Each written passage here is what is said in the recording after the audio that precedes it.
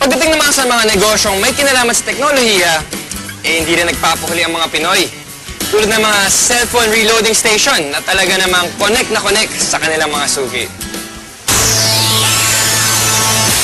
Sa panahon ngayon, isa na nga sa pangunahing pangangailangan natin ang cellphone.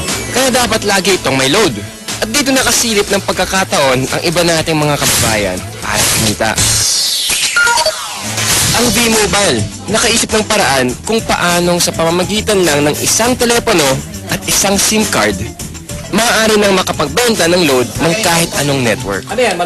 Ang kaibahan nitong V-Mobile, gamit mo yung cellphone mo, makapagbebenta ka ng lahat ng klase ng prepaid, cards at saka electronic, para magkaroon ka ng negosyo. Taong 2008, nagsimula ng V-Mobile ang negosyong ito. Ang sistemang gamit nila, all-in-one load service, kaya one-stop shop ang kanilang serbisyo. Kailangan mo rito, at least meron kang cellphone, meron kang maliit na puhunan, hindi mo kailangan ng malaki, although pwede rin maging malaki yung puhunan mo. Yan depende sa kung plano mo sa negosyo. Kung gumagamit ka ng internet, napakasimple lang gagawin mo. Punta ka sa aming www.loadextreme.ph. Tapos pag nakita mo na itong website nito, halimbawa yung online loading, kiklik mo, lalabas dyan yung aming dialog box. I-enter mo yung account mo, papasok mo.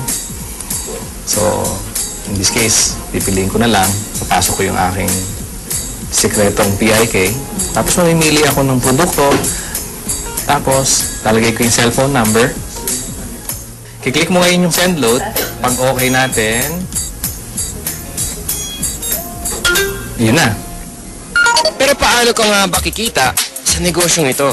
Halimbawa, may magpapaload sa iyo ng 100 pesos. Ang mababawas sa load wallet mo ay 90 pesos lang.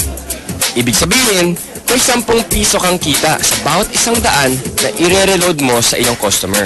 Kung kumikita ka ng 100 pesos kada araw sa pagre-reload, sa loob ng isang buwan, may kita kang 3,000 piso.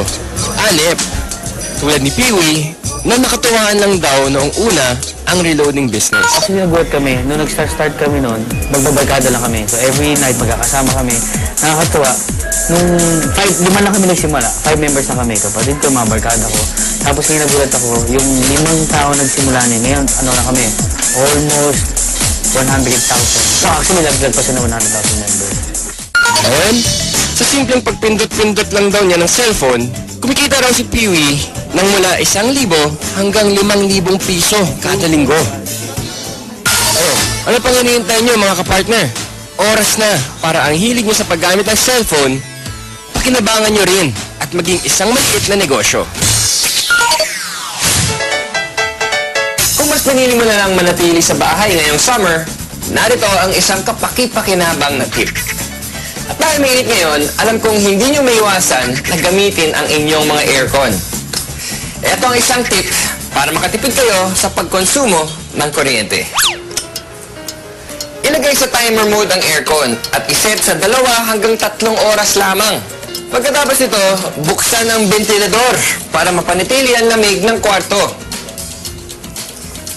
May enjoy mo na ang lamig, makakatipid ka pa. O di ba? Pwede naman eh. Kaya mga kapartner, tandaan, dapat maging wais all the time. Ano ba masasabi natin? Wala akong masabi talaga.